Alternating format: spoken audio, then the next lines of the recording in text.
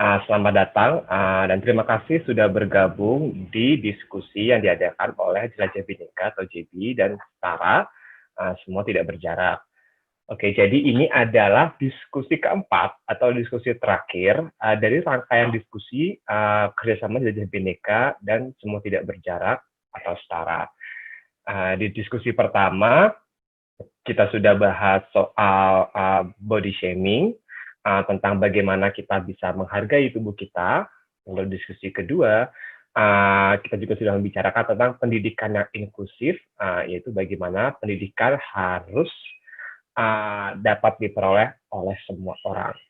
Lalu yang ketiga, kami juga membahas tentang bagaimana teman-teman disabilitas itu sebenarnya juga bisa berkarya sama seperti kita semua yang lainnya. Jadi diskusi ini adalah diskusi puncak.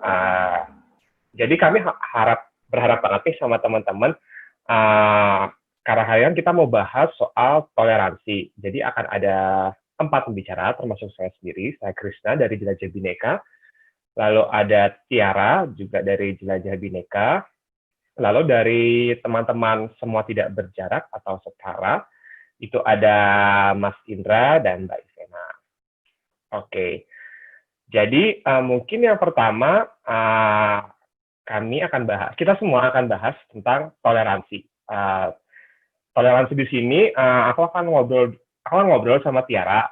Kami akan berbagi tentang pengalaman kami dalam hidup di masyarakat yang plural. Jadi saya Krishna dari Bali, dan Tiara dari Maluku, dari Ambon. Jadi meskipun kami orang yang berbeda, tapi kami punya satu kesamaan, yaitu kami sama-sama hidup di masyarakat yang plural.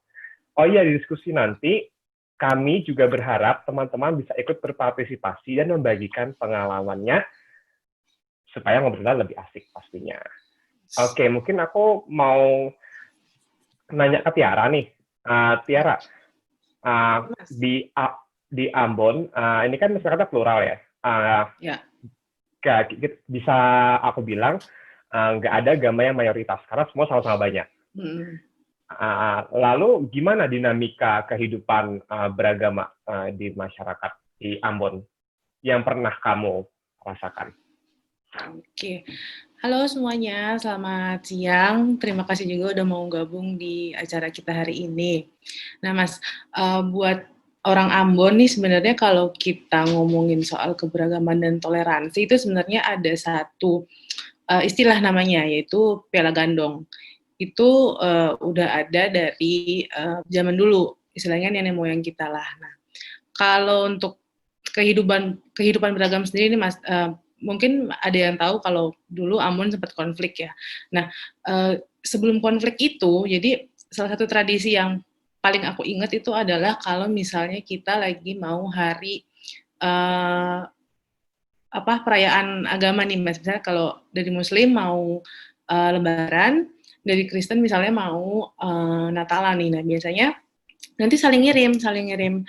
Misalnya dari Muslim mau Lebaran, nanti yang dari saudara Kristen bakal ngirimin kayak kongguan atau sirup gitu buat saudari yang Muslim. Sebaliknya juga nanti kalau misalnya kita yang dari Muslim, ketika akan Natalan tuh kayak kita bakal kita bikin kue nih atau makanan lainnya yang akan kita bagi buat teman-teman di mayoritas yang Kristen. Kalau di Ambon sih sebenarnya dari dulu sih Mas, udah keberagamannya sebenarnya udah terjalin. Itu sih yang kalau aku ngerasain sendiri dari zaman kecil ya Mas. Mas Krisna masih mute kayaknya. Suaranya masih. Oh iya, halo teman-teman, aku juga pengen teman-teman berasal dari daerah mana aja sih? Kalau boleh berbagi juga dong cerita-cerita toleransi di daerah. Nah, kalau saya sendiri, saya dari Bali, cuma kebetulan saya juga pindah-pindah ke berbagai daerah, jadi saya pernah merasakan jadi kelompok minoritas, jadi kelompok mayoritas. Sebenarnya tidak ada yang mempermasalahkan ya kalau misalnya kita hidup beragam, karena kita semua mempunyai identitas yang sama. Kita semua adalah bangsa Indonesia. Nah, lalu Tiara kan sekarang tidak di Ambon nih, sedang di Jakarta ya, kalau nggak salah ya. pela gandong ini kira-kira sebenarnya hanya berlaku di Ambon aja atau sebenarnya bisa berlaku di daerah lain kalau Tiara lihat? Kalau buat aku pribadi sih sebenarnya bisa berlaku untuk seluruh Indonesia malah ya. Nggak hanya di Ambon aja gitu, malah sebenarnya teman-teman di daerah lain tuh bisa jadikan pela gandong itu buat pembelajaran yang nanti mereka terapkan di kehidupan sih Mas, karena memang dampaknya cukup cukup kerasa banget sih untuk kehidupan kita di Indonesia yang beragam ini sih Mas. Wah, mantap banget deh. Oh iya, lalu Tiara kan sebagai seorang beragama Islam, pernah nggak sih canggung gitu kalau mau berinteraksi ya sama orang yang beragama yang berbeda gitu. Kan kadang kan kalau saya ini kan agama saya kan Hindu ya. Kadang kalau misalnya ingat banget nih kalau dulu waktu sekolah pas bulan puasa misalnya, saya kan tidak puasa, lalu saya mau makan siang nih, kadang kayak pengen gitu kayak pengen makan tapi takut takut menyinggung atau takut dianggap menggoda.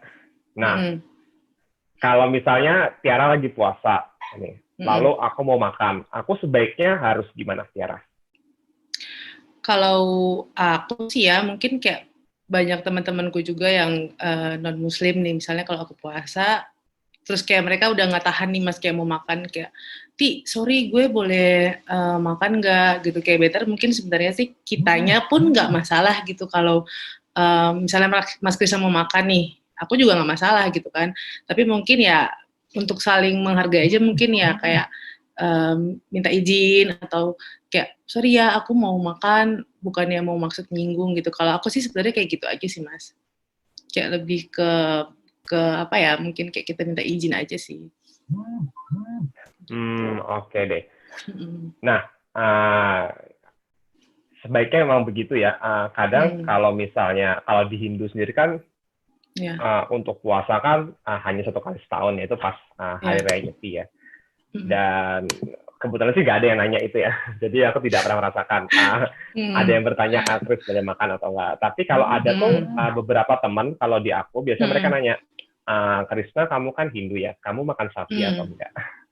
Kadang kalau misalnya juga kalau misal saya bertamu ke rumah teman, misalnya disediakan makan siang oleh orang tua teman saya, mereka tuh bakal bilang, Mas Krisna makan sapi nggak ya? Nah gitu tuh. Kadang kan kita malu nanya gitu ya. Iya betul. Apakah suatu hal itu boleh dilakukan atau pantas ditanyakan gitu? Kalau aku sih pengen nanya sih kalau dari Tiara nih, kalau misalnya bertamu ke rumah orang yang beragama lain gitu, atau sedang berkegiatan bersama misalnya lagi narkah atau apa gitu, kamu pengen nanya nih, terus kamu takut takut salah, takut menyinggung kan, itu kamu gimana cara mengatasinya kalau tips dan trik dari Tiara?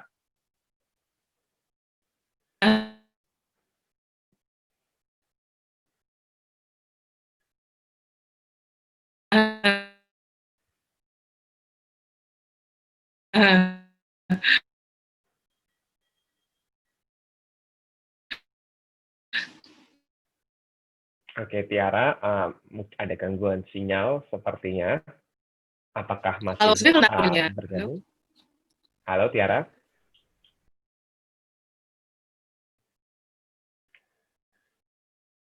Oke, Tiara masih di mute. Oke, Tiara. Gimana Tiara? Tips dan triknya? Sebenarnya kalau mungkin kayak takut kayak sopan nggak ya mau nanya kayak gitu kan. Tapi mungkin kalau misalnya kita ngundang orang kan seharusnya kita udah tahu nih misalnya mungkin agamanya atau latar belakangnya gitu kan. Sebenarnya kalau buat aku sih mau nanya juga nggak apa-apa, tapi mungkin better kita udah mempersiapkan dulu nih, misalnya kita tahu kita menyediakan yang mungkin sekiranya normal aja sih Mas, kayak masih bisa untuk dia makan juga gitu kalau aku sih. Karena aku sendiri mungkin kalau mau nanya langsung kayak masih agak sungkan sih kalau aku ya. Oke, teman-teman nih pernah nggak sih punya pengalaman serupa ketika interaksi dengan teman-teman yang berbeda agama? Kalau boleh, boleh banget nih ketik di kolom komentar atau raise hand, nanti bisa langsung ngobrol bersama kita semua. Nah, kadang kan aku tuh pernah nih sempat aku tuh yang paling sering canggung nih, aku baru ingat adalah ketika mau bersalaman dengan yang lawan jenis atau perempuan yang agamanya Islam. Gitu. Kadang itu tuh sempat itu adalah aku sering banget mengalami momen canggung ketika kayak mau udah menyodorkan tangan, terus mereka nggak ngasih gitu kan, mereka kayak melakukan tangan di dada. Nah, aku kayak bingung ya pada saat itu kayak apakah aku salah dengan menyodorkan tangan atau apakah kau harus minta maaf gitu misalnya. Kalau dari perspektifnya Tiara sendiri itu salah nggak sih? Kalau aku misalnya pengen berjabat tangan gitu. Kalau aku sendiri sih nggak salah sih Mas ya, karena kan itu memang pribadi masing-masing ya. Ya aku menghargai aja sih gitu. Kalau di saat kita udah mau salaman tapi mereka yang begini ya udahlah kita menghargai pilihan mereka aja sih kalau aku. Kalau Mas Krisna gimana nih? Kalau menghadapi seperti itu? Aku tuh suka nggak konsisten gitu sih. Kadang kalau misalnya udah tahu dia Islam, perempuan Islam, Muslim, aku nggak bakal jabat tangan. Jadi aku langsung menyamaratakan tidak bersalaman. Itu sering jadi pengalaman canggung. Mungkin juga kalau aku tuh nggak pengen dengar sih teman-teman kalau misalnya ada di kejadian atau skenario seperti itu, kira-kira harus gimana nih sebagai orang yang lawan jenis atau yang bukan muhrimnya lah, kalau bukan salah ya bahasanya. Silakan di kolom komentar. Oke, nah aku juga pengen ngomong ini lagi soal toleransi, tapi ke teman-teman yang berbeda, yaitu teman-teman dengan disabilitas. Tiara, aku pengen nih, kamu seberapa sering berinteraksi dengan teman-teman dengan disabilitas? Kalau aku sebelum ke Jakarta, sebelum itu aku kan sempat kerja di Ambon. Nah, aku tuh di kerjaanku punya mitra dengan salah satu yayasan disabilitas di Ambon gitu kan. Jadi buatku sih sebenarnya bukan hal baru sih. Dan dari situ aku kayak bisa belajar, oh gini kalau misalnya kita mau berinteraksi dengan teman-teman disabilitas gitu. Ada yang memang ada beberapa yang boleh dan enggak. Jadi sebenarnya enggak terlalu kaget sih Mas kalau misalnya interaksi dengan teman-teman disabilitas kalau aku. Oke. Kalau boleh tahu nih Tiara, pernah interaksi sama teman-teman dengan disabilitas apa? Waktu itu ada yang tuli, ada yang bisu, terus ada juga yang cacat di kakinya ya Mas, kayak harus pakai kursi roda dan itu aku rata-rata. Kalau aku salah mohon dikoreksi nih Mas Indra dan Mbak Ivena nih. Dan rata-rata waktu itu aku kerjaanku tuh concern untuk usia anak-anak sih waktu itu Mas. Kalau kerjaan waktu itu. Oke. Nah, sering nggak sih ada momen canggung gitu ketika mau berinteraksi sama mereka? Sering banget, apalagi kalau waktu awal-awal mulai kerja dan berinteraksi sama mereka ya Mas gitu, kayak pengen misalnya kayak mau salaman aja istilahnya ya, kalau itu gimana ya, misalnya dengan yang misalnya nggak ada tangannya atau gimana, kayak aku mau gimana nih, atau mau misalnya dengan yang apalagi dengan teman-teman tuli ya, kayak mau ngobrol juga kan aku nggak ngerti bahasa isyarat gitu kan Mas, awalnya memang masih canggung gitu, tapi lama-lama teman-teman disabilitasnya pun juga kayak membuka diri dan oh kayak gini aja Kak, kita tuh nggak apa-apa, nggak usah yang terlalu gimana-gimana, kita tuh sama aja gitu. Jadi mulai luntur sih Mas untuk canggung dan bingung untuk berinteraksinya. Gitu. Oh itu kan ada yang dada-dada Mas? Iya. Untuk Aldi, ini namanya Aldi ya, Aldi JB mungkin mau ngomong. Coba, menurut Aldi gimana Aldi? Halo, perkenalkan dulu, nama aku Aldi, aku orang Cirebon, tapi sekarang aku tinggal di Jakarta. Nah, aku kan punya pengalaman nih, istilahnya kan aku Muslim, di dalam teman-teman Muslim sendiri kan, ada semacam kelompok-kelompoknya sendiri atau aliran-alirannya sendiri gitu. Nah, aku pengen tanya nih, menurut kalian tips and triknya terutama buat yang Muslim gitu, kadang kan kalau kita tuh ngerasa dia nggak sealiran sama kita gitu, kita nggak usah temenan gitu. Nah, menurut kalian tuh itu baik nggak sih? Atau sebenarnya harus seperti apa? Karena kan selama ini kita berbicara soal toleransi itu hanya kepada orang yang di lintas agama gitu. Tapi terkadang di dalam yang seagama pun banyak perbedaan-perbedaan. Nah, itu menurut kalian seperti apa? Baik nggak sih menurut kalian kalau misalnya kita cuma nyari teman yang sefrekuensi aja? Itu aja sih paling kalau dari aku. Makasih semuanya. Oke, terima kasih Aldi. Oh ya, aku juga lihat ini di kolom chat ada Kak Anju. Kak Anju sempat cerita, sempat berbagi kalau bertemu dengan orang yang berbeda identitas suku dan agama itu membuka perspektif. Mungkin bisa di-share Kak Anju, dibagikan dengan kita semua seperti apa pengalamannya berinteraksi dengan orang-orang yang berbeda-beda. Mungkin Kak Anju mau berbicara, bisa di-unmute mikrofonnya, mungkin teman-teman operator. Halo, Assalamualaikum. Waalaikumsalam. Halo, dari siapa nih? Halo semuanya. Halo. Suara saya jelas ya? Halo, Sudah, perkenalkan nama saya Anju, saya dari Riau. Saya domisilinya di satu provinsi yang mayoritas etnis Melayu, tapi saya sukunya Batak.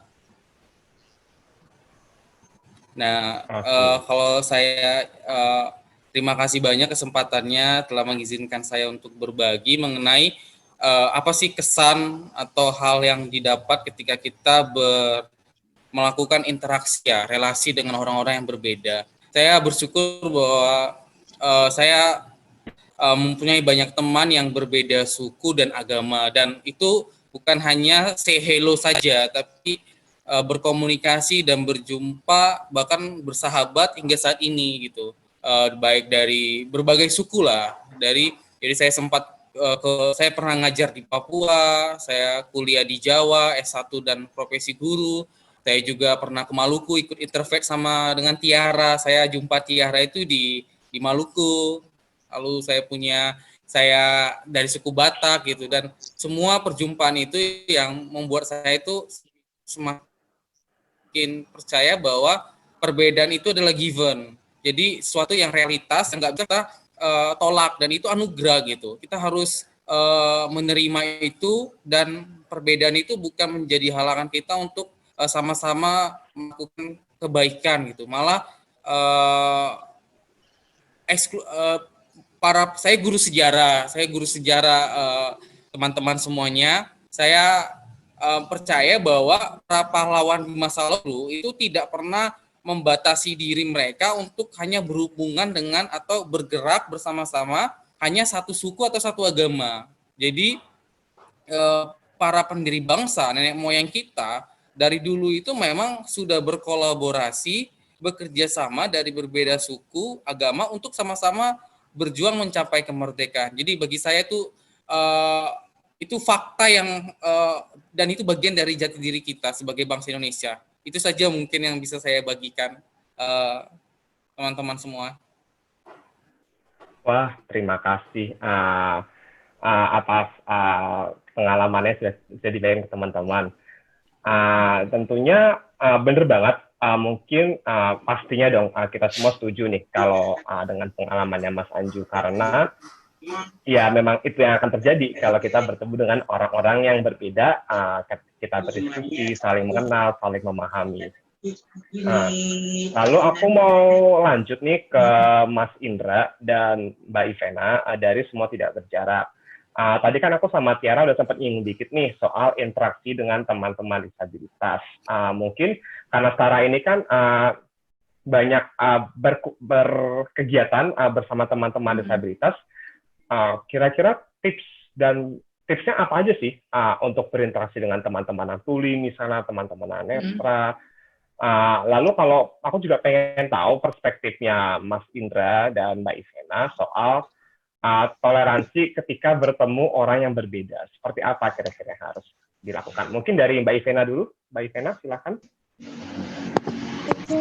Halo teman-teman, nama aku Ivena, salam kenal, dan terima kasih teman-teman udah mau meluangkan weekend-nya untuk ngobrol-ngobrol dengan kami. Jadi harapan kami di sini itu forum ini itu jadi forum bersama. Jadi kita bisa saling share karena kami rasa kalau setiap orang itu punya punya sesuatu yang orang lain nggak punya, dan itulah indahnya keberagaman di situ, karena kita bisa saling tukar-tukar pendapat, tukar perspektif, jadi kita bisa lebih paham mungkin hal-hal yang mungkin kita sebelumnya belum begitu paham gitu ya teman-teman.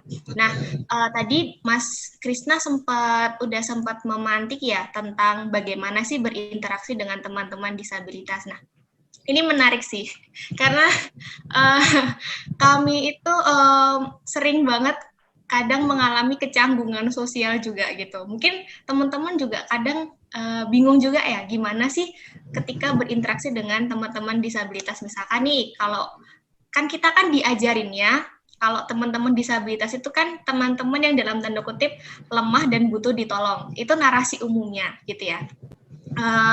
Aku pribadi belum nggak mengkritisi narasi itu benar atau salah, tapi aku rasa yang kita tahu itu yang diajarkan ke kita seperti itu, bahwa teman-teman disabilitas itu masuk ke golongan teman-teman yang dalam tanda kutip lemah dan butuh ditolong kayak gitu. Nah, dampaknya apa?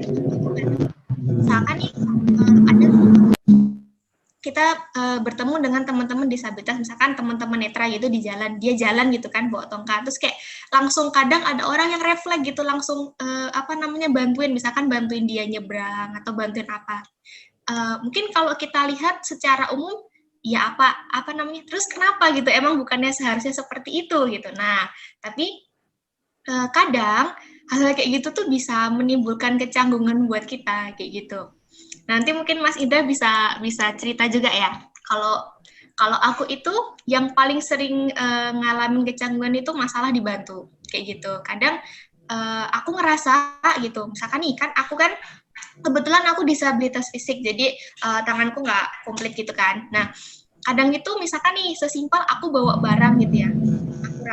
Aku rasa sih aku bisa bawanya gitu. Tapi mungkin orang lain lihatnya, udah cewek, disabilitas bawa barang berat gitu kan. Terus kayak otomatis kayak mau bantu gitu. Padahal aku ngerasa aku bisa gitu. Nah, kadang kalau dulu itu aku ngerasa kadang emangnya aku nggak bisa ya dilihat emangnya aku nggak bisa ya bawa kayak gitu, dilihat orang tuh kayak gitu gitu. Dulu sih aku pernah ngerasa kayak gitu. Terus tapi aku juga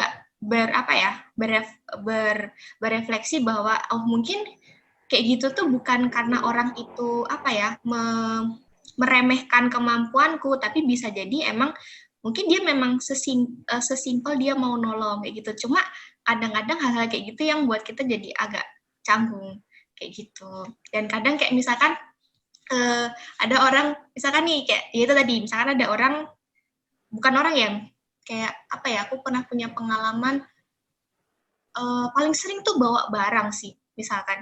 Terus ditanyain, emangnya kamu bisa po kayak gitu. Aku pernah dia ngomong gitu kan, emang kamu bisa bawa kayak gitu, kayak langsung bisa.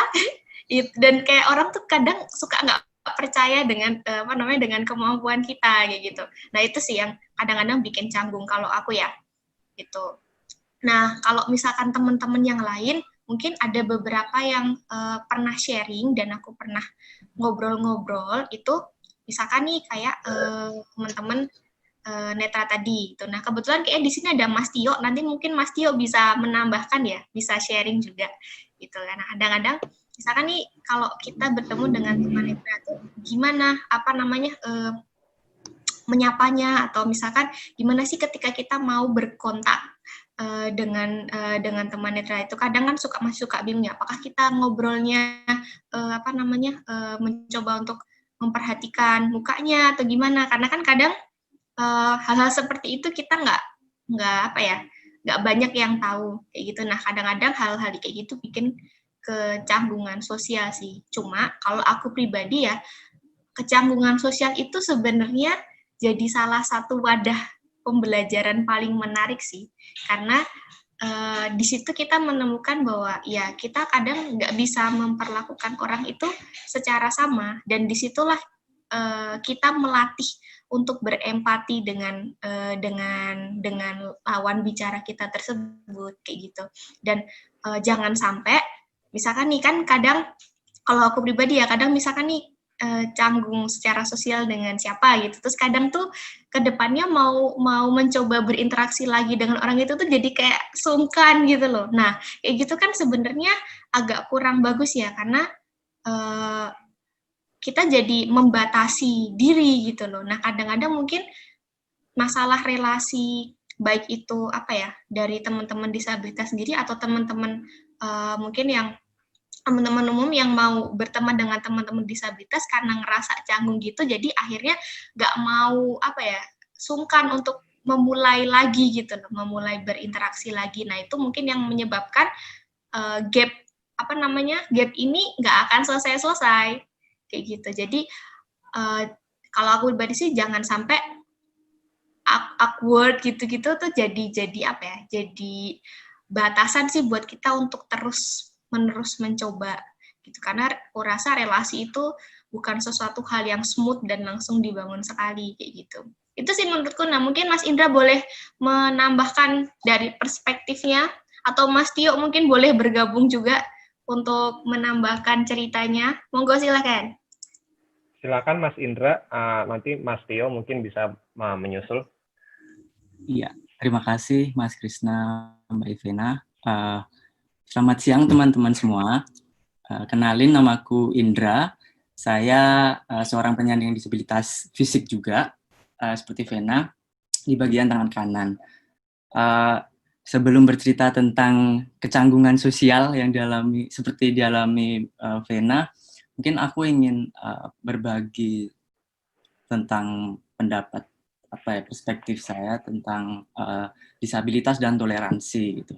Tadi sebelumnya kita sama-sama menyimak obrolan Kak Tiara dan Mas Krisna yang membahas tentang adanya perbedaan dalam budaya dan agama. Aku melihat bahwa toleransi di situ menjadi jembatan untuk bersatu antara adanya budaya dan agama dan kebudayaan dari agama itu. Nah, dalam konteks disabilitas, aku sebagai disabilitas merefleksikan bahwa toleransi ini seperti bahan bakar sosial bagi penyandang disabilitas untuk bisa survive di masyarakat gitu. Karena ketika kita sudah bisa bertoleransi, secara otomatis kita dapat menerima dan menghargai segala bentuk jenis perbedaan dalam bingkai keberagaman gitu. Seperti yang kita tahu, dimensi keberagaman itu kan banyak banget ya. Ada perbedaan gender, ras, etnis, suku, dan agama gitu. Nah, selain itu, perbedaan itu juga ada keunikan dalam bentuk tubuh, kemudian kondisi fisik dan mental, atau seperti yang kita sebut disabilitas itu sendiri gitu. Nah, jadi menurut aku tiap-tiap interseksional identitas itu memiliki keunikan masing-masing, sehingga jalan tengahnya adalah kita bisa bertoleransi dan menerima perbedaan di situ gitu. Nah, untuk dalam konteks disabilitas sendiri, aku juga punya pengalaman kayak Ivena. Kalau aku kan disabilitas fisik tangan kiri gitu. Nah, otomatis tangan kanan, sorry. Terus ketika makan, aku menggunakan tangan kiri gitu. Nah, aku hidup dalam budaya ketimuran, di mana norma makan itu menggunakan tangan kanan. Nah, sedangkan aku makan dengan tangan kiri gitu. Nah, ketika aku makan, itu kan aku kadang juga merasa canggung gitu. Karena banyak orang-orang di sekitar mungkin melihat itu sebuah hal yang tidak sopan, janggal, atau melawan kebudayaan gitu kan. Ketika menghadapi permasalahan itu, dulu aku juga sempat tenggelam dalam kegalauan, kayak sampai depresi bahkan gitu. Misalkan aku makan gitu sampai kayak keringetan gitu kan. Nah, tapi lama-kelamaan aku juga kayak berpikir aku harus bisa berubah gitu.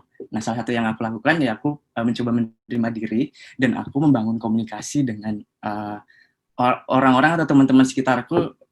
Kalau misalkan aku makan pakai tangan kiri gitu, is it okay gitu. Dan beberapa teman-temanku ya mereka bisa menerima dengan baik kayak gitu. Nah, itu salah satu contoh berangkat dari pengalaman aku pribadi gitu. Kemudian kalau bicara toleransi untuk disabilitas dalam konteks kewarganegaraan juga sebenarnya disabilitas itu juga seperti warga negara lainnya yang memiliki kedudukan yang sama atas penghormatan, perlindungan, dan pemenuhan hak asasi manusia kayak gitu.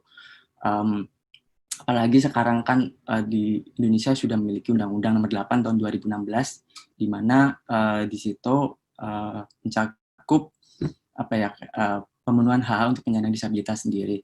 Kemudian di diskusi kita ini juga kami mengucapkan terima kasih kepada Kak Uci dan Mbak Sinta yang telah bersedia menjadi juru bahasa isyarat, karena kehadiran beliau ini juga menjadi salah satu simbol toleransi kepada teman-teman disabilitas, khususnya teman-teman tuli, begitu. Ya, seperti itu dulu sih dari aku. Mungkin kalau cerita yang lain bisa disambung teman-teman disabilitas di sini. Oke, sebelumnya ini ada Kak Peter Anggika yang raise hand. Saya akan unmute. Boleh bertanya dan boleh menjawab atau membagikan pengalaman. Di sini adalah ruang aman, jadi kita semua boleh saling berbagi pendapat, berbagi pengalaman, atau bertanya apapun. Jangan malu-malu. Oke, Kak Peter, saya akan di-unmute oleh videonya silakan. Bisa dibuka karena Peter tuli, jadi videonya yang dibuka. Oke. Kak Peter, silakan untuk videonya. Boleh saya spotlight ya.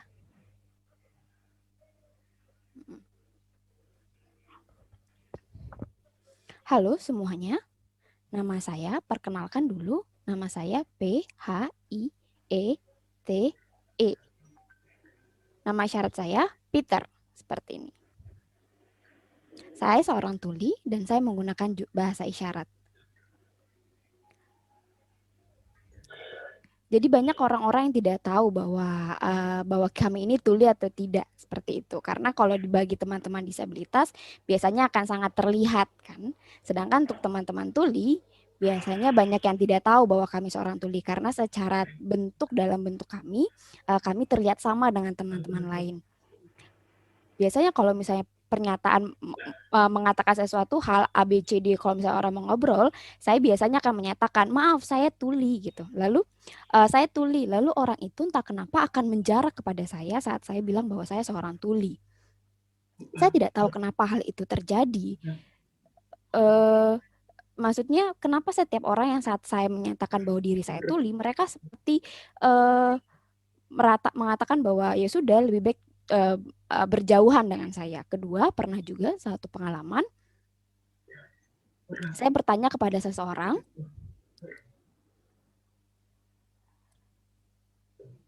seorang reporter, jadi dia seorang reporter,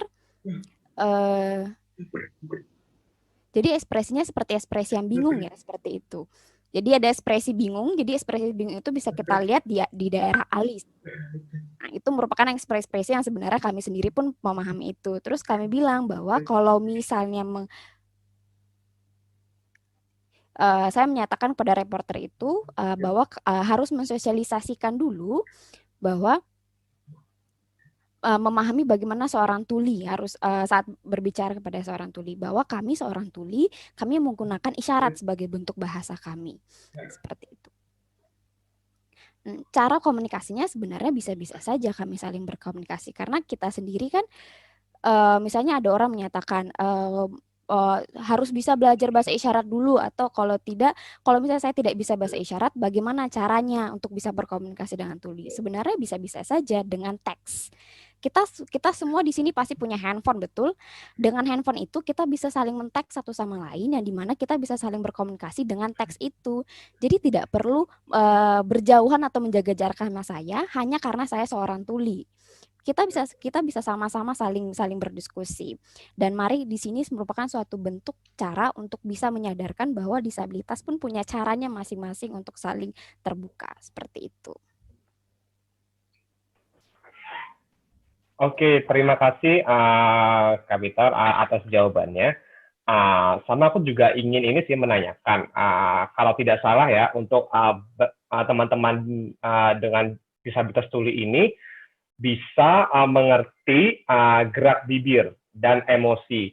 Nah, saya juga pernah dikasih tahu sama guru bahasa isyarat saya, kalau misalnya kita berkomunikasi dengan teman-teman yang tuli itu tidak boleh menutup bagian mulut, sama harus ekspresif. Apakah itu benar untuk kasusnya Kak Peter?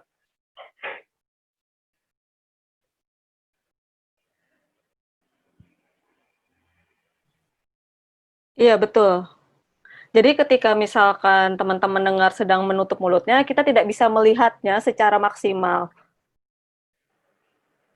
Kira-kira sekitar 2 minggu lalu, saya kebetulan ditilang oleh polisi. Saya ditilang oleh polisi ketika saya membawa kendaraan, terus saya mengatakan kepada polisi itu untuk tolong membuka maskernya, tetapi polisi itu tidak memahami. Malah tetap berbicara dengan menggunakan masker. Akhirnya saya tetap mengadvokasikan bahwa Pak, tolong dong buka maskernya, karena saya tidak mengerti apa yang sedang dibicarakan oleh polisi tersebut, karena masker tersebut menutupi mulutnya. Akhirnya saya mencoba untuk teks melalui handphone, tetapi polisinya tetap tidak mendengarkan atau tidak menghiraukan saya. Itu seringkali sih terjadi, apalagi di situasi seperti ini ya, polisi ataupun pemerintah tidak memahami, dan kami tetap terus berjuang untuk mengadvokasikan seperti itu. Kalau misalnya kan teman-teman dengar ketika berkomunikasi dengan kami tidak menggunakan ekspresi, lalu dengan keadaan mulut yang tertutup, itu malah terjadi miskomunikasi antara kami seorang tuli dan juga orang dengar. Dan itu membuat juga teman-teman tuli jadi mungkin tertekan ya, akhirnya dia bisa menimbulkan emosi seperti itu.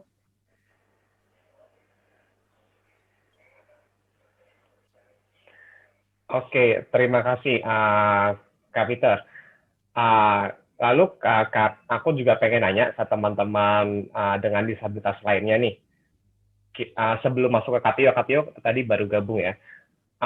Teman-teman yang dengan disabilitas, apakah juga merasa canggung ketika ingin berinteraksi dengan teman-teman yang lain? Misalnya teman-teman tuli ingin berbicara dengan teman-teman yang dengar, apakah ada rasa canggung ketika mau menyapa, mau berkenalan? Lalu mungkin juga teman-teman setara, tadi Kak Ivena dan Mas Indra, sempat minder gitu nggak sih kalau misalnya mau berbicara, mau kenalan dengan teman-teman yang mungkin tidak dengan disabilitas? Mungkin dari Kak Peter dulu bisa jawab, nanti bisa dilanjut ke Mbak Ivena, Mas Indra, sama Mas Tio ya, kalau Mas Tio sudah siap.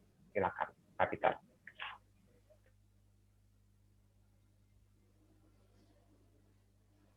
Kalau saya pribadi, saya sendiri sangat biasa untuk bertemu dengan berbagai jenis orang. Sebab saya di dalam pemikiran saya merasa bahwa setiap orang itu sama dan kita semua sama-sama manusia. Dan kita memiliki kelemahan kita masing-masing, dan setiap orang juga punya kelebihan masing-masing, dan kita satu sama lain merupakan sama. Tidak perlu takut saat bertemu seseorang seperti itu. Contohnya saat kita bertemu seseorang contohnya, dan orang itu akhirnya menghindari kita. Untuk apa? Ya sudah, biarkan saja kalau memang orang itu mau menghindari dan segala macam seperti itu. Intinya adalah kita tidak perlu takut dalam hal berkomunikasi ataupun bertemu setiap orang, karena itu merupakan hal yang biasa dalam hidup. Oke, mungkin Kak Ivena. Halo. Halo, maaf tadi siapa yang merespon? Apakah Kak Tio tadi? Bukan. Bukan. Oh, Mbak Siti ya? Iya. Iya Mbak Siti, aku pengen nanya Mbak Siti, kalau misalnya kami nih berinteraksi dengan Mbak Siti atau kan bersecanggung nih, kami harusnya bagaimana? Lalu kalau misalnya Mbak Siti pernah nggak sih canggung gitu ketika berinteraksi dengan orang lain yang tidak dengan disabilitas Mbak Siti? Silakan. Kalau saya kan tunanetra. Mbak Siti, ya. Ini videonya bisa dinyalakan. Ya, baik, teman-teman operator, mohon bantuannya. Tolong video juga dinyalakan.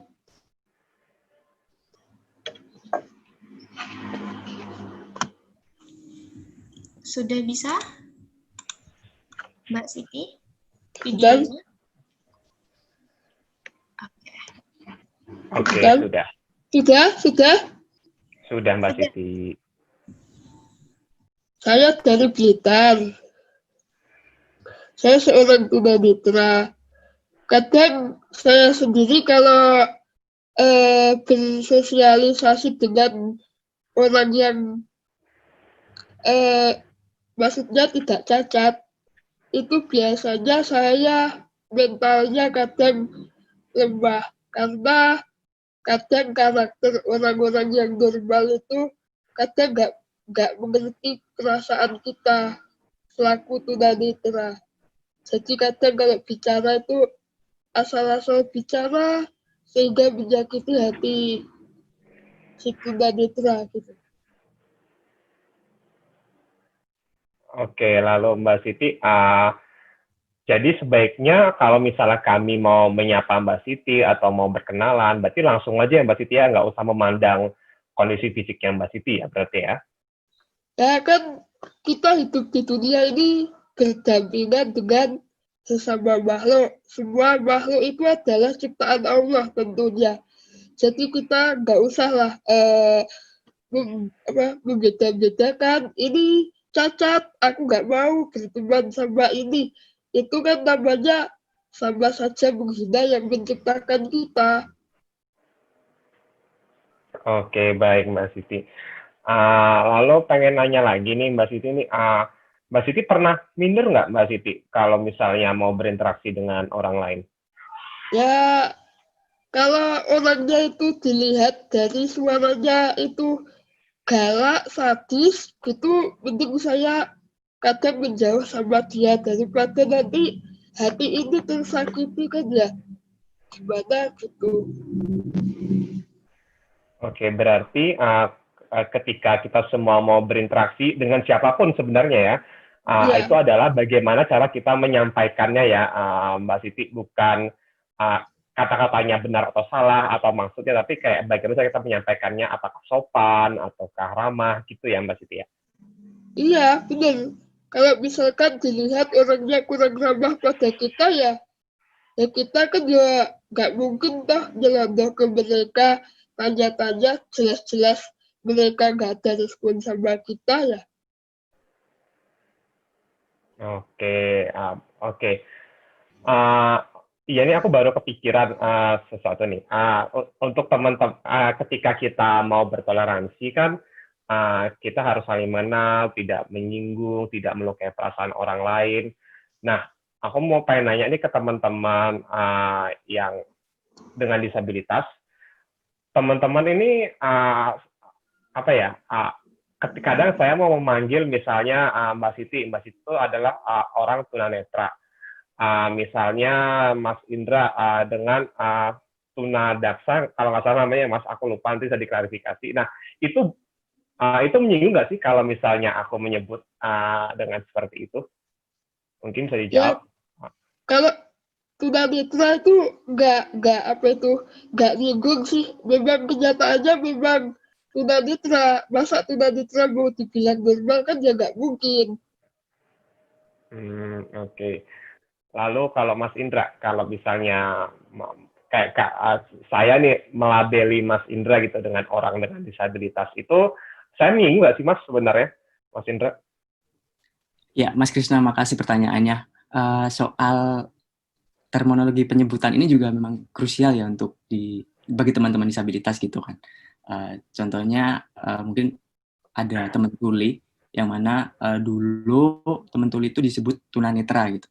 Tunarungu gitu, maaf. Tunarungu, yang mana itu datang dari perspektif medis gitu kan. Tapi seiring bergeser dengan perspektif budaya, teman tuli lebih nyaman dipanggil teman tuli gitu. Nah, kalau buat aku pribadi, aku sebagai tunadaksa gitu, disebut sebagai disabilitas daksa aja nggak apa-apa Mas, itu lebih soft gitu.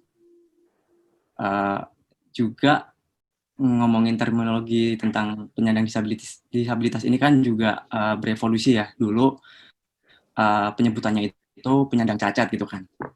Tapi penyandang cacat itu tidak pas gitu kan, karena bersifat mendegradasi kemampuan individu gitu. Kemudian beralih dengan sebutan disabilitas atau difabel yang pada intinya dua penyebutan itu ingin mengangkat gitu, atau ya menyebut dengan lebih pantas gitu kan. Jadi kalau buat aku disebut disabilitas daksa itu nggak apa-apa, fine-fine aja Mas. Oke, terima kasih Mas Indra. Mungkin itu adalah pertanyaan yang ada di pikiran kita semua ya, cuma kita semua terlalu takut untuk menanyakan apakah sopan atau tidak sih manggil atau melabeli orang dengan kondisi fisiknya. Lalu ada lagi nih yang pengen aku tanyain buat teman-teman dengan disabilitas. Kadang saya tuh suka bingung, disabilitas atau difabel. Mungkin ada yang bisa menjawab? Kak Sena mungkin?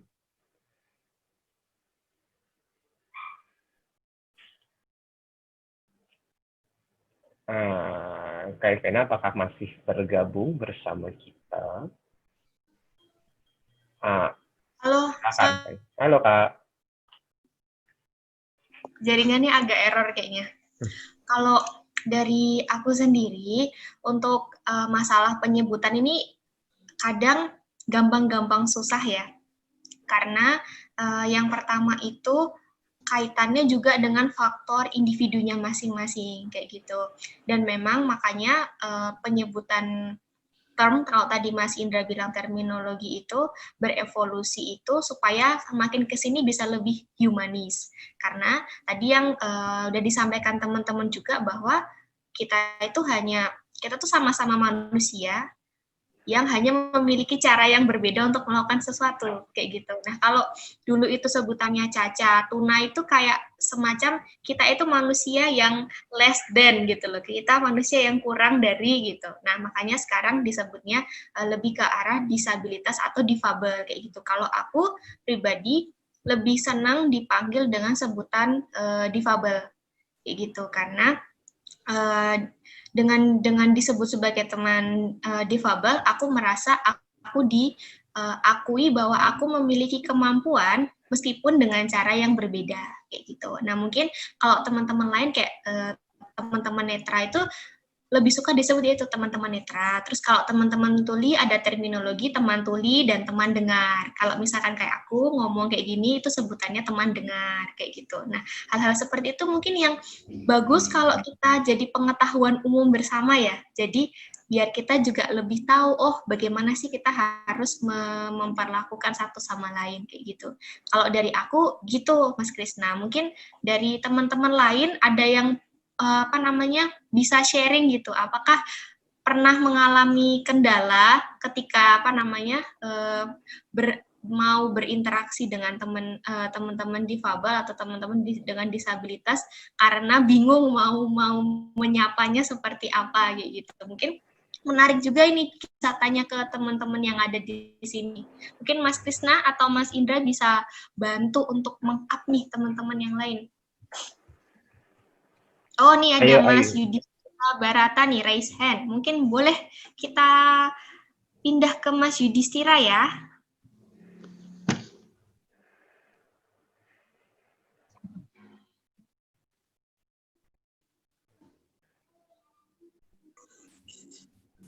Oke, juga bisa sekalian dinyalakan Kak Yudhistira videonya.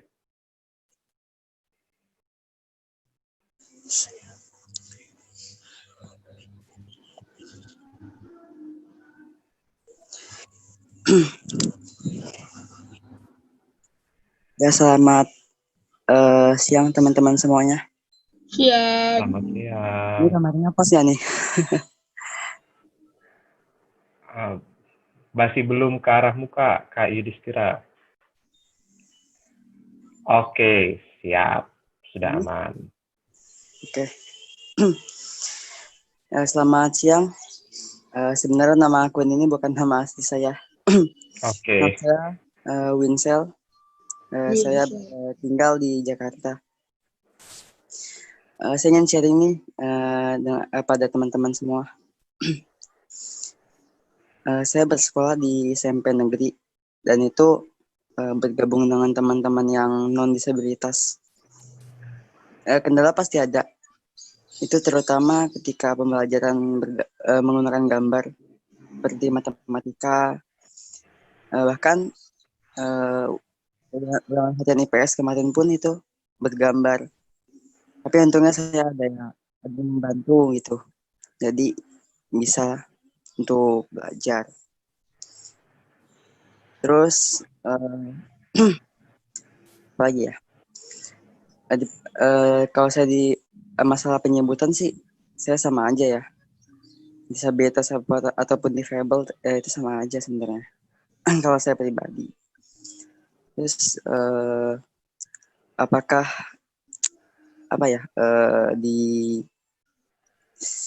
apakah ada tips and triknya gitu cara belajar disabilitas netral gitu?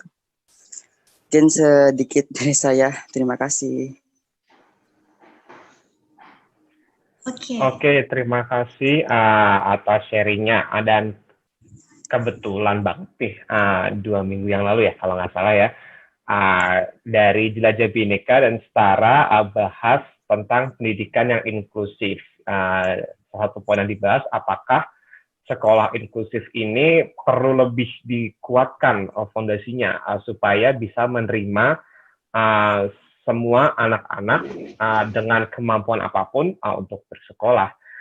Mungkin aku bakal minta tanggapannya ke Mas Indra atau Mbak Ivena ya, kalau soal hal ini. Tentang mungkin bisa dibawa lagi apa yang didapat dari diskusi 2 minggu yang lalu tentang pendidikan yang inklusif untuk semua. Mungkin Mas Indra, silahkan. Baik, makasih Mas Krishna. Bicara tentang pendidikan inklusif bagi teman-teman penyandang disabilitas, menurut saya pribadi ini penting karena teman-teman penyandang disabilitas ini selama ini kan mereka bersekolah di sekolah luar biasa, yang mana seluruh mayoritas siswanya berasal dari ragam disabilitas gitu. Nah, dengan adanya pendidikan inklusif, menurut saya ini akan membuka ruang berinteraksi antara teman-teman penyandang disabilitas dengan non-disabilitas, sehingga di situ bisa membuka kesepemahaman antara teman-teman penyandang disabilitas dengan non-disabilitas di skop pendidikan gitu. Kemudian yang pernah saya tahu, sebenarnya banyak teman-teman penyandang disabilitas yang mereka bersekolah di SLB itu sejatinya mereka memiliki kemampuan untuk bersaing di sekolah inklusif gitu, baik SD, SMP maupun SMA dan juga perguruan tinggi gitu. Mungkin berangkat dari pengalaman saya gitu. Saya dulu ketika SD, SMP, saya sekolah di sekolah umum gitu. Saya masih bisa mengikuti kegiatan pendidikan di sana gitu. Kemudian ketika SMA juga saya di sekolah inklusif malahan gitu. Ya memang hal ini menurut saya pribadi balik kepada kondisi dan kapasitas individu masing-masing gitu. Apakah memang misalkan disabilitas tertentu bisa beradaptasi dengan lingkungan di pendidikan di sekolah tersebut gitu, atau memang membutuhkan bantuan atau pendamping kayak gitu. Kemudian mungkin pendidikan inklusif ini juga bicara tentang dan aksesibilitas fisik maupun non fisik gitu. Aku pengen bercerita tentang aksesibilitas fisik. Jadi sudah seyogyanya pendidikan inklusif itu mengakomodir teman-teman penyandang disabilitas dengan menyediakan akomodasi yang layak sesuai dengan jenis disabilitasnya gitu. Misalkan sekolah atau kampus menyediakan buku braille untuk tunanetra, kemudian menyediakan juru bahasa isyarat atau pendamping atau typist buat teman-teman tuli seperti itu. Nah, sebenarnya pendidikan inklusif ini juga sudah berjalan gitu kan, apalagi sudah ada peraturannya di Permendikbud Dikti nomor 46 kalau nggak salah di situ. Jadi kalau buat aku teman-teman penyandang disabilitas berada di sekolah inklusif dan dapat berinteraksi dengan teman-teman non disabilitas malah bagus gitu, dan kita bisa bersatu dalam keberagaman gitu. Sementara pendapat saya seperti itu, Mas Krisna. Oke, terima kasih Mas Indra. Berarti kita harus bisa berinteraksi dalam masyarakat yang beragam ya, kata kuncinya ya. Jadi tidak ada alasan teman-teman disabilitas tuh harus dipisahkan sekolahnya sebenarnya. Lalu aku mau balik lagi nih ke Kak Anju. Kak Anju, apakah masih bergabung bersama kita di forum ini? Karena ini Kak Anju, aku pengen lanjutin statementnya tadi Kak Indra tentang keberagaman. Nah, mungkin teman-teman yang lain kalau mau sharing boleh juga. Apakah teman-teman ada yang pernah mengikuti kegiatan lintas agama? Jadi teman-teman mungkin camping atau seminar itu bersama dengan teman-teman yang beragama lain. Aku pengen dengar nih pengalamannya Kak Anju. Mindset apa sih yang Kak Anju miliki tentang kerukunan umat beragama atau kebersamaan sebelum dan sesudah mengikuti acara itu, Kak Anju? Mungkin boleh dibagikan pengalamannya ke teman-teman ada di sini. Kami akan unmute dan Kak Anju bisa lanjut. Silakan Kak Anju. Terima kasih teman Krisna. Saya ikut Interfaith itu sama Tiara. Jadi saya sama Tiara ini mengalami perjumpaan. Jadi saya pertama kali jumpa orang Maluku secara langsung itu ya dengan Tiara gitu. Dan bahkan saya sampai tertarik untuk meneliti Pelagandong yang menjadi model persaudaraan orang-orang Maluku. Saya ambil untuk judul tesis saya, dan itu pertama kali saya mengenal sosok orang Maluku gitu di saat saya ke Ambon, dan itu saya juga baru balik dari Papua waktu itu, dan mindsetnya itu sebenarnya orang-orang Indonesia itu sebenarnya jika kita akan untuk bertahan, tadi saya selalu balik ke sejarah ya, karena basic ilmu saya sejarah dan saya seorang pendidik, bahwa mindset cara pandang seorang Indonesia itu harus inklusif, harus Indonesia harus berpikirnya dari Indonesia gitu. Jadi tidak ada eksklusif itu tidak ada di Indonesia. Jadi kita harus inklusif, termasuk kepada kawan-kawan disabilitas. Jadi sebenarnya mindset ini kita nggak cukup dari teori, Krisna.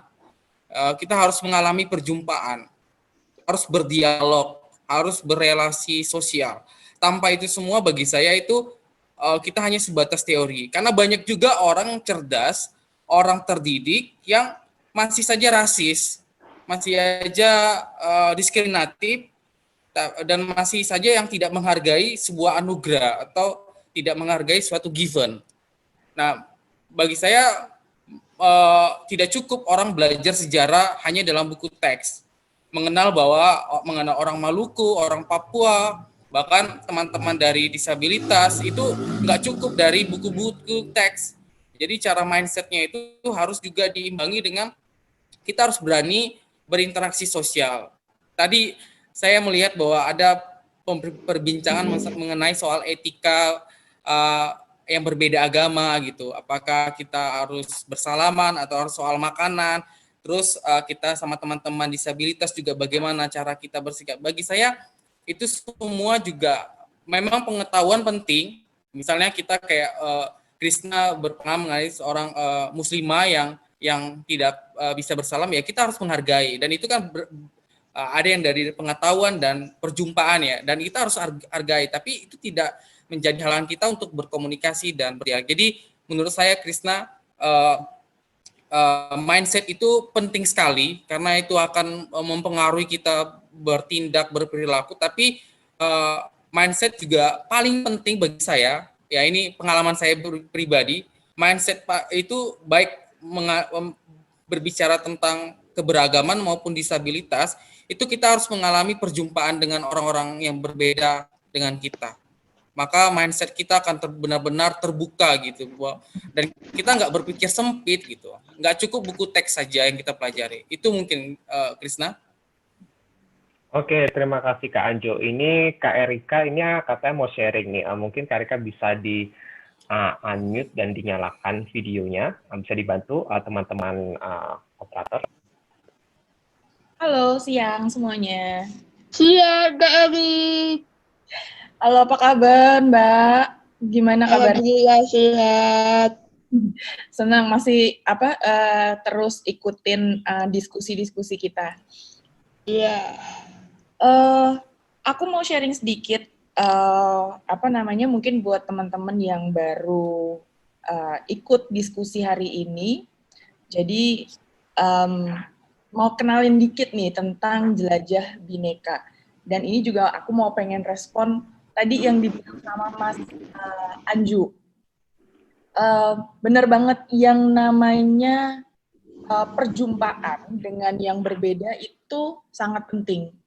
Berinteraksi dengan yang berbeda itu sangat penting untuk membuka wawasan kita, membuka hati dan pikiran kita terhadap hal-hal yang selama ini mungkin kita nggak pernah tahu.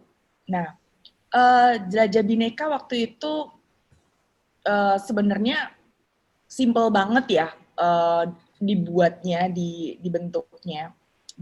Akhir 2018 kita melihat kok kayaknya anak-anak muda kita nih makin lupa sama budaya kita, makin lebih mudah dan lebih senang mempraktekkan budaya-budaya dari luar, dan kemudian akhirnya otomatis resikonya adalah kita nggak lagi mengenal budaya kita, nggak mengenal lagi sejarah tentang Indonesia yang tadi dibilang sama Mas Anju. Nah, ini kan sebenarnya jadi salah satu pemicu munculnya intoleransi, karena kita tidak ada interaksi dengan yang berbeda. Kita punya mindset atau stigma negatif terhadap kelompok-kelompok yang berbeda. Nah, jadi dari situ akhirnya Jelajah Bhinneka kita coba nih di Ambon. Ambon itu adalah kota pertama kita, Mas Anju. Kita datang ke Ambon. Tiara ini salah satu teman JB di Ambon. Nah, kita banyak belajar dari teman-teman Ambon. Kita juga mempertemukan teman-teman Ambon yang saling berbeda supaya mereka bisa saling berdiskusi, mereka bisa saling ngobrol dengan yang berbeda. Jadi akhirnya wawasan mereka, pengetahuan mereka, pengalaman mereka terhadap yang berbeda terbuka. Nah, aku berharap diskusi-diskusi semacam ini nggak berhenti di sini ya. Jadi aku berharap nanti teman-teman yang lain, walaupun ini masa pandemi, kita juga tetap harus jaga jarak, Tapi bukan berarti kemudian kita tidak bisa melakukan perjumpaan-perjumpaan dengan teman-teman yang berbeda melalui online. Jadi kita mulai dari diri kita masing-masing mungkin untuk membuka hati kita, membuka ruang untuk bisa mengenal yang lainnya. Jadi ketika kita bisa mengenal yang lainnya, kita banyak belajar. Banyak hal yang saya pelajari dari teman-teman di sini. Ada Tiara, ada Mas Indra, ada Kak Ivena, ada Kak Kresna di Bali, kemudian ada Mas Peter juga baru bergabung di diskusi hari ini. Saya banyak belajar dari Mas Peter juga. Thank you untuk sharing-sharingnya yang bermanfaat ini. Jadi saya harap teman-teman jangan pernah bosan untuk selalu mengikuti diskusi-diskusi online supaya kita juga bisa saling terbuka dengan yang lain. Mungkin itu kalau dari saya. Thank you. Oke, terima kasih Kak Erika dan terima kasih juga Kak Anju atas pengalamannya yang menarik banget nih, jalan-jalan ke berbagai sudut Indonesia. Nah, ada yang kelupaan. Dari tadi Kak Tiara, Kak Anju tuh ngomong soal pela gandong. Aku pengen nanya ke Kak Tiara, pela gandong itu apaan sih Kak sebenarnya Kak? Karena aku juga belum terlalu paham sih soal ini. Mungkin bisa dijelaskan Kak Tiara. Tadi mungkin agak kelupaan nih, dan kayaknya banyak teman-teman juga yang belum tahu pela gandong ya. Kalau di Ambon itu ada namanya pela gandong. Nah, kalau hubungan pela itu biasanya terjadi itu karena ada satu peristiwa di antar desa, atau kalau orang Ambon bilangnya negeri. Nah, antar negeri itu mereka saling mengikat tali persaudaraan secara adat. Nah, ikatan pela itu biasanya terjadi kalau misalnya mungkin zaman dulu antara desa ini mereka sempat perang gitu, lalu mereka saling angkat sumpah sebagai pela, dan hal itu dilakukan untuk menghentikan perang sekaligus mengikat tali silaturahmi. Nah, kalau gandong itu biasanya adalah turunan dari satu nenek moyang. Jadi nenek moyang itu saling beradik kakak. Nah, itu dari zaman dulu masih animisme, jadi sebelum kita punya agama biasanya. Nah, dari situ mereka adalah saudara-saudara yang biasanya terpisah. Nah, nanti di waktu-waktu tertentu biasanya itu gandong atau pela ini ada acara. Nah, itu untuk menghangatkan atau mempererat lagi tali silaturahmi tadi. Nah, kalau untuk gandong itu karena dulu terbentuknya saat belum ada kepercayaan. Nah, zaman sekarang tuh jadi kayak gandongku tuh ada juga dari teman-teman yang beragama Kristen. Jadi nggak hanya yang satu agama, tapi ada dari agama lainnya kayak gitu Mas sebenarnya. Makanya kalau toleransi tuh, mulai kita ngomong toleransi berarti kita langsung yaudah pela gandong. Kayak gitu sih sebenarnya secara singkat soal pela gandong yang tadi juga diangkat oleh Bang Anju. Nah, kalau Bang Anju nih udah sempat ke Ambon dan udah ngikutin panas pela kalau aku nggak salah, tapi itu diadain di SD.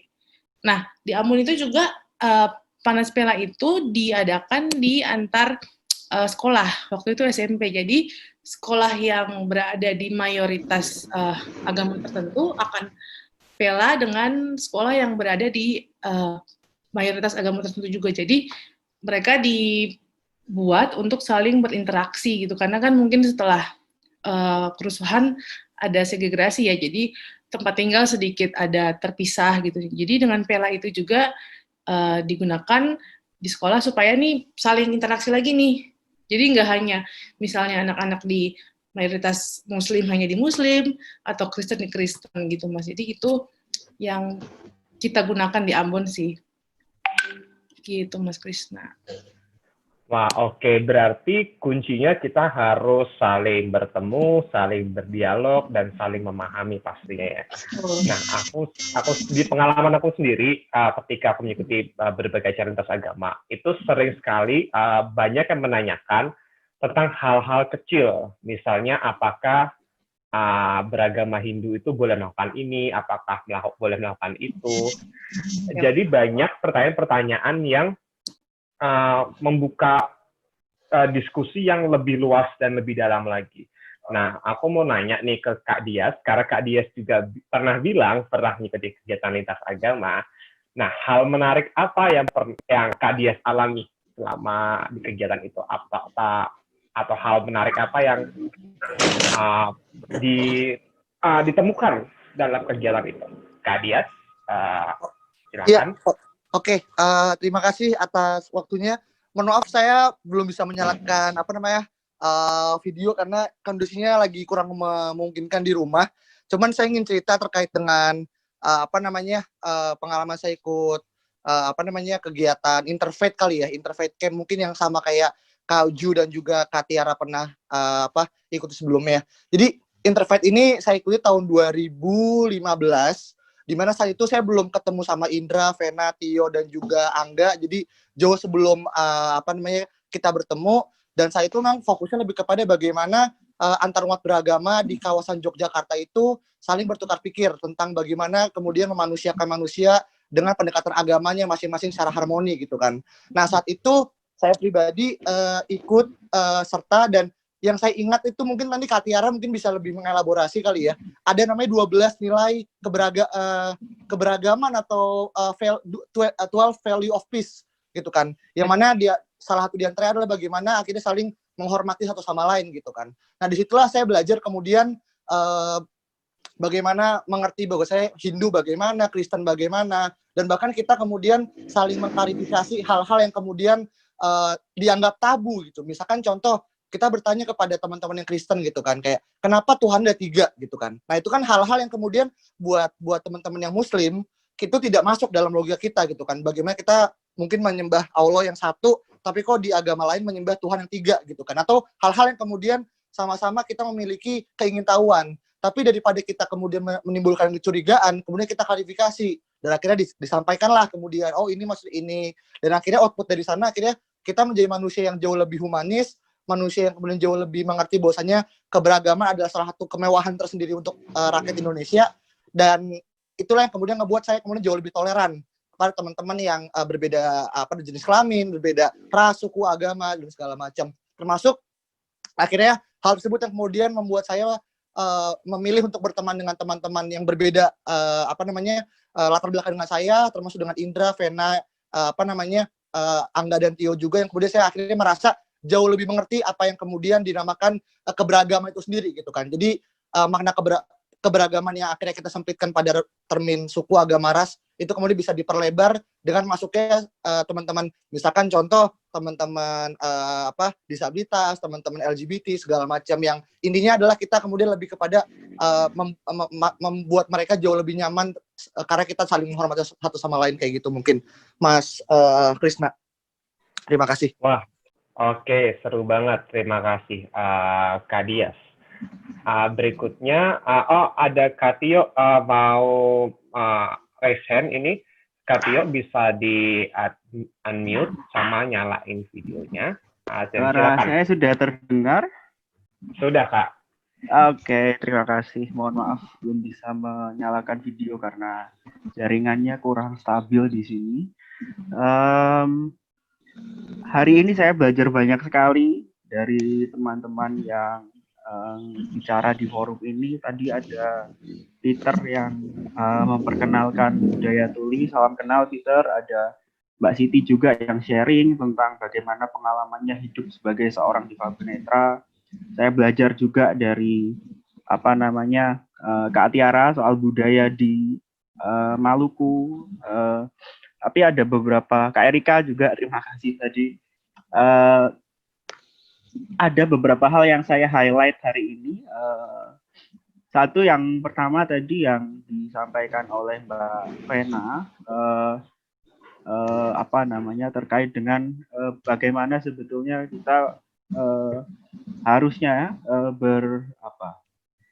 komunikasi dengan seorang difabel gitu. Tadi Mbak Vena mengatakan bahwa sebetulnya dia bisa melakukan sendiri, melakukan sesuatu hal sendiri, tapi kemudian orang lain berpikir bahwa dia harus dibantu.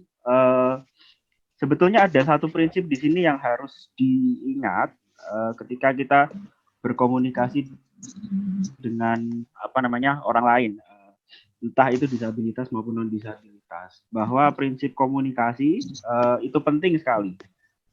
Saya ingin mengilustrasikan satu hal tadi. Mungkin sebetulnya itu tidak akan terjadi ya ketika orang mau bertanya terlebih dahulu. Sebetulnya pertanyaannya bukan responnya bukan langsung membantu, tapi sebaiknya bertanya terlebih dahulu. Apakah yang bersangkutan membutuhkan bantuan? Karena kemudian kita tidak benar-benar tahu apakah seseorang itu bisa melakukan sesuatu dengan sendiri atau tidak. Yang bisa mengukur bahwa dia bisa melakukan satu hal sendiri adalah dirinya sendiri.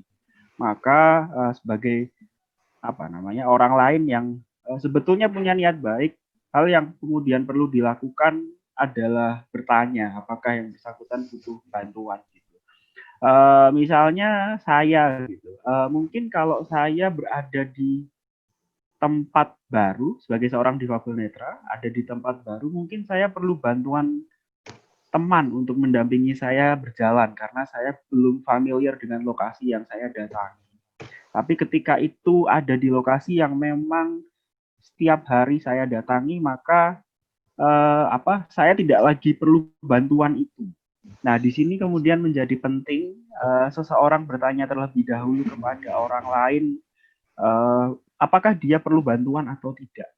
Jadi respon yang paling penting pertama, dan ini saya selalu sampaikan dimanapun adalah bertanya. Karena itu prinsip penting ketika kita berkomunikasi dengan teman-teman disabilitas. Kemudian yang kedua, Mas Anju, terima kasih. Ini saya meng-highlight juga bahwa ketika kita belajar toleransi tidak cukup dengan membaca teks-teks teori di buku, tapi juga kita harus berinteraksi secara langsung dengan hal itu. Gitu. Saya punya pengalaman menarik. Saya adalah seorang difabel netra dan sebagaimana saya sampaikan tadi, ketika saya ada di lokasi baru, ada lokasi yang belum pernah saya datangi sebelumnya, maka biasanya saya perlu didampingi oleh rekan saya. Nah, kebetulan memang rekan-rekan saya adalah berasal dari kalangan yang berbeda-beda, berbeda agama, suku, bangsa, dan latar belakang yang lain tentunya. Bagi saya sangat biasa ditemani oleh teman-teman yang ketika saya ada di tempat baru, saya ingin melangsungkan ibadah sebagai seorang muslim, sholat misalnya. Teman-teman saya yang non muslim sangat biasa menemani saya beribadah, kemudian menemani saya ke masjid, ke musola, itu sangat biasa. Dan dari situ akhirnya saya benar-benar belajar toleransi dalam praktek, bukan hanya konteks teori, tapi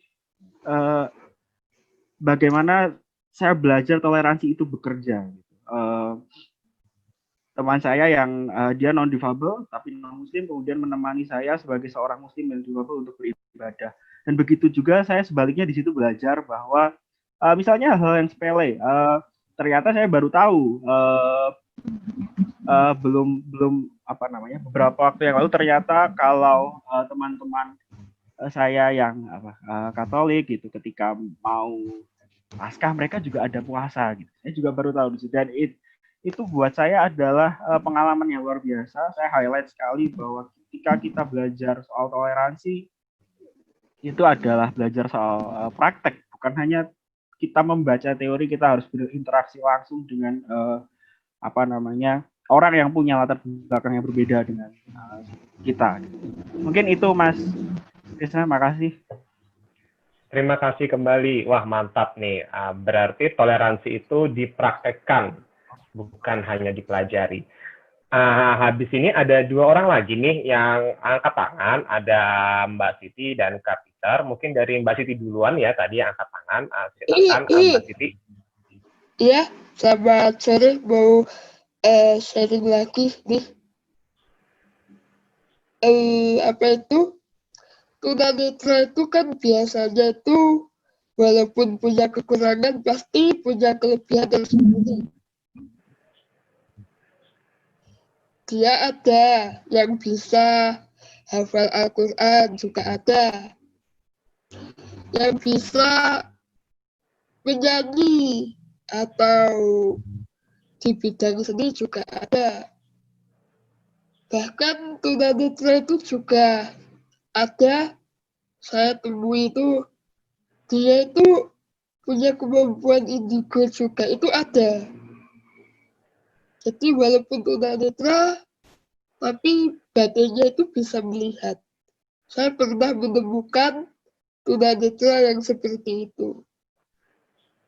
Barangkali di forum ini ada anak tunanetra yang kebetulan indigo bisa menambah sharing di sini biar tambah-tambah pengalaman bagi tunanetra yang lainnya. Silahkan Mas Indra atau siapa? Oke, terima kasih Kak Siti. Jadi teman-teman tunanetra ini sebenarnya bisa melakukan hal yang sama ya dengan teman-teman yang lain, cuman mungkin cara melakukannya yang berbeda. Oke. Berikutnya Kak Peter bisa dinyalakan videonya dan silakan berbagi.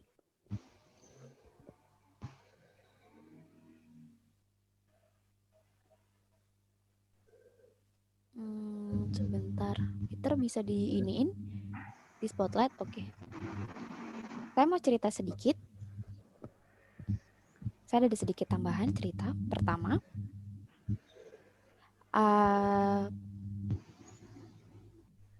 menggunakan kata tunarungu dan tunanetra. Ada istilah penggunaan kata tuna ya, yang kita lakukan.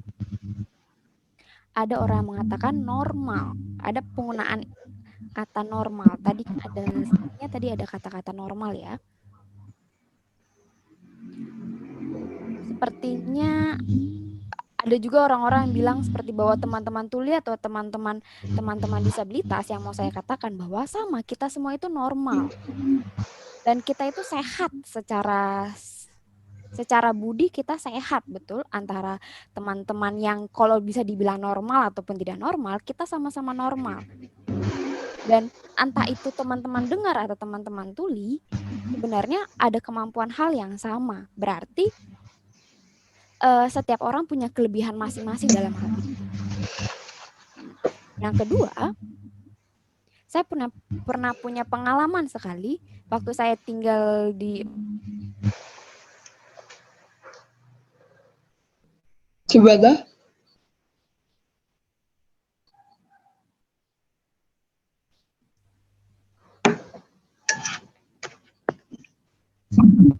Saya sendiri keturunan Cina ya. Saya mau menyatakan bahwa saya sendiri keturunan Cina.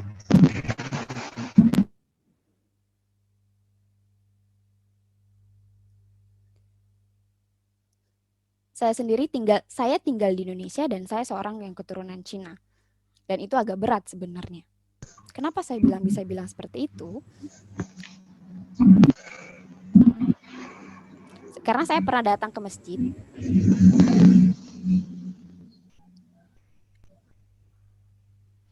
Jadi seperti di masjid itu ada pengurus-pengurus yang rasis terhadap saya. Karena saya seperti dibilang bahwa saya orang Tionghoa. Saya diskriminasi 2 kali dalam hal karena bentuk saya seperti orang Tionghoa, seperti itu. Jadi seperti banyak orang menyatakan, Tionghoa, nggak bisa, bagaimana bisa. Jadi banyak sekali hambatan yang sering saya lakukan. Dan sering sekali saya didiskriminasikan dalam hal itu. Nah, jadi saya seringkali didiskriminasikan tentang ketulian saya dan tentang saya seorang Tionghoa. Nah, di tuli sendiri itu masuk dalam disabilitas bahasa. Maksudnya disabilitas bahasa itu apa sih? Nah, kalau teman-teman netra, atau teman-teman daksa itu bisa berbicara dengan berkomunikasi, betul, berbahasa dengan komunikasi dengan cara berbicara. Sedangkan teman-teman tuli cara berkomunikasinya adalah berbahasa isyarat.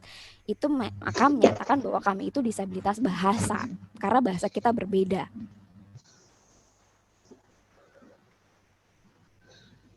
Nah, saya sebenarnya berharap semoga kedepannya Indonesia jauh lebih ramah terhadap disabilitas itu dan menerima segala bentuk disabilitas.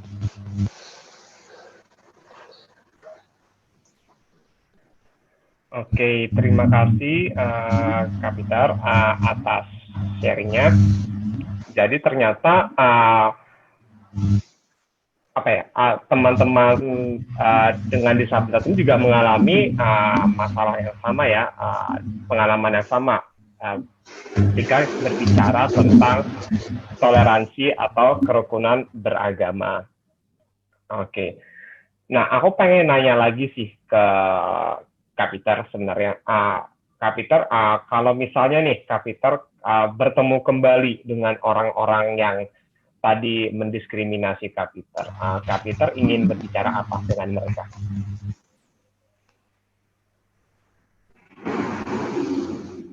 Oke.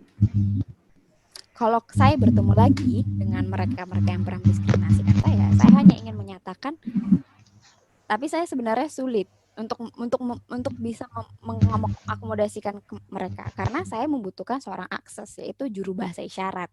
Cara untuk bisa berkomunikasi ke mereka. Karena kalau saya sendiri, saya tidak akan cukup hanya berbicara kepada mereka. Saya butuh pendamping, saya butuh akses yang bisa saya lakukan untuk bisa mengutarakan dan mengekspresikan apa yang saya katakan, yang ingin saya sampaikan ke teman-teman yang lain. Atau bisa saja menggunakan atau sebenarnya bisa saja kita tidak bisa saja sebenarnya dengan orang-orang yang pernah kita tidak pernah menyerah untuk berusaha mengadvokasi atau tidak menyerah untuk menyatakan apapun gitu. Saya contoh kita tidak punya akses juru bahasa isyarat. Lalu kita langsung merasa bahwa sudahlah, saya tidak akan melakukan apapun. Tidak, kita bisa saja langsung menggunakan saya tidak punya juru bahasa isyarat sebagai pendamping saya untuk saya mengutarakan pendapat saya bisa menggunakan teks. Jadi banyak cara yang bisa kita lakukan dan alhamdulillahnya itu merupakan cara-cara yang bisa saya lakukan untuk mengadvokasi setiap orang. Jadi kita mandiri terhadap diri kita sendiri dan kita berani dulu untuk mengutarakan pendapat kita terhadap terhadap orang-orang yang lain karena kita tahu bahwa kita berbeda satu sama lain, bahwa kita semua itu adalah manusia dan bagaimana kita tidak tergantung satu sama lain gitu, tapi bisa mandiri intinya. Oke, terima kasih Kak Peter atas jawabannya. Semoga kita semua bisa saling membantu dan saling mengadvokasi kepentingan bersama ya. Oke. Waktunya sudah mepet, sudah mau habis. Saya mau kesempatan terakhir, apakah masih ada yang ingin bertanya atau ingin berbagi sesuatu sebelum ditutup forumnya? Oke, mungkin untuk terakhir nih, untuk Kak Tiara, Kak Evena, dan Kak Indra, apa yang bisa kita ambil dari diskusi kita hari ini, lalu kita akan gunakan untuk apa? Halo? Oh iya, Mbak Siti, silakan. Mbak Siti. Ini kira-kira ada momen foto bersamanya atau enggak ini? Ada nanti, Kak Siti, terakhir. Oh iya, kalau ada saya tunggu. Dan semoga ini acara yang seperti ini semoga bisa bermanfaat dan bisa menjadi pengalaman untuk bagi kita semuanya ya. Iya, terima kasih Kak Siti. Lalu untuk penutupnya nih, Kak Tiara, Kak Ivena, Kak Indra, apa yang bisa kita ambil dari diskusi hari ini dan kita bisa pergunakan untuk apa besok? Kalau aku duluan kali ya. Iya, silakan. banyak banget sih sebenarnya yang bisa kita ambil dan pelajarin, Mas. Tapi kita sebagai orang Indonesia tuh harus berbangga banget sih, karena Indonesia tuh beragam dan keberagaman itu adalah kekayaan yang patut kita syukuri ya, Mas. Dan karena itu kita bisa saling berbagi pengalaman maupun wawasan. Kalau aku pribadi sih mengajak untuk kita selalu berusaha membangun silaturahmi dengan siapa aja, suku, agama apapun, dan kita harus tetap berusaha untuk belajar toleransi. Nah, kalau dengan tadi obrolan dengan teman-teman disabilitas, mungkin pesanku kalau kita nggak paham, ya kita tanya aja, gitu kan. Kita tanya ke orang yang lebih paham, biar kita nggak salah dalam bersikap. Dengan begitu aku yakin sih kita juga bakal nambah banyak wawasan sih. Kalau dari aku itu aja, Mas. Oke, Kak Ivena, silakan. Oke, terima kasih. Aku senang banget nih diskusi kita hari ini lebih aktif ya, lebih banyak interaksinya mungkin ya. Dan teman-teman di sini pengalamannya keren-keren dan apa ya, itu buat aku lebih ngerasa bersemangat sih. Bersemangat dan dalam artian yang pertama aku merasa lebih bangga dengan diriku dan segala keunikannya, dan aku juga bisa apa ya, bisa merasa orang lain tuh juga keren ya dengan segala keunikannya. Nah, mungkin itu sih yang perlu kita sama-sama belajar dan mungkin tingkatkan ya, bahwa ya kita ini baik adanya dan orang lain juga baik adanya, dan keunikan apapun yang kita punya dan keunikan apapun yang orang punya itu adalah bagian dari kekayaan itu. Dan jangan takut untuk mengadvokasi diri kita juga ketika kita memang memerlukan sesuatu, dan juga kita juga berusaha untuk bisa lebih terbuka dan mencoba untuk memahami ketika ada orang mungkin yang berbeda dari kita, kayak gitu. Dengan seperti itu, aku rasa kita sebagai manusia dan sebagai anak muda bisa punya lebih banyak relasi, dan harapannya ke depannya itu bisa meningkatkan semangat kita buat saling berkolaborasi dan bekerja sama, kayak gitu, karena bisa saling. Oke, terima kasih Kak Ivena. Terakhir, Kak Indra, silakan. Ya, buat aku hari ini bersyukur banget bisa belajar banyak dari teman-teman yang ada di sini, dan pelajaran hari ini membuka mataku bahwa keberagaman di Indonesia ini adalah sebuah kekayaan dari kebudayaan gitu, baik dari suku, agama, dan juga kita yang sebagai disabilitas gitu. Nah, buat saya dari adanya keberagaman ini kita bisa lebih bersatu dan menjadi kekuatan bersama untuk terus berkontribusi positif gitu, khususnya kita sebagai anak muda. Itu aja Mas Krishna. Oke, terima kasih, dan terima kasih juga teman-teman yang sudah bergabung, dan terima kasih juga kakak-kakak dari JBI yang sudah membantu kita menerjemahkan